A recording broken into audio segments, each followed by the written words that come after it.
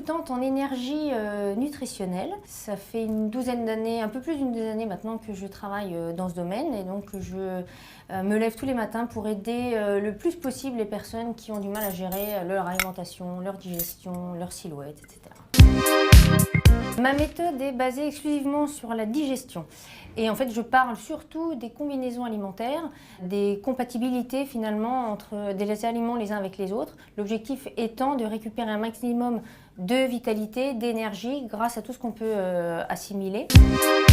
Moi, je travaille avec un système de menu qui est totalement personnalisé et donc je m'adapte en fonction des besoins, des antécédents, des morphologies, des objectifs des uns et des autres. À côté de ça, c'est vrai que ce qui est important, c'est de pouvoir aussi échanger avec quelqu'un, c'est de pouvoir dire que ça va pas, qu'on a faim, qu'on est fatigué, qu'on a du mal à tenir et autres, pour pouvoir tenir sur la durée et donc d'atteindre ses objectifs dans les meilleures conditions. En fait, il n'y a aucun aliment interdit, c'est juste qu'on ne mange pas tout le même jour au même repas. Donc en gros, ce qu'on ne mange pas le lundi soir, on le mange le mardi avec autre chose. Donc il n'y a pas de frustration, il n'y a pas de privation. Et c'est ce qui fait qu'on s'éloigne encore plus du régime et qu'on est plus dans un rééquilibrage alimentaire, dans un équilibre de vie.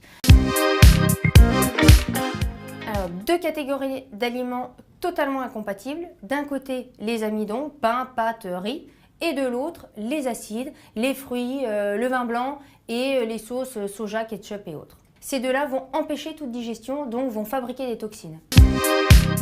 Le plus important au final, c'est pas de perdre 10 kilos n'importe où, c'est d'en perdre peut-être que 6 ou 7, ce qui est déjà super, mais que là où il faut.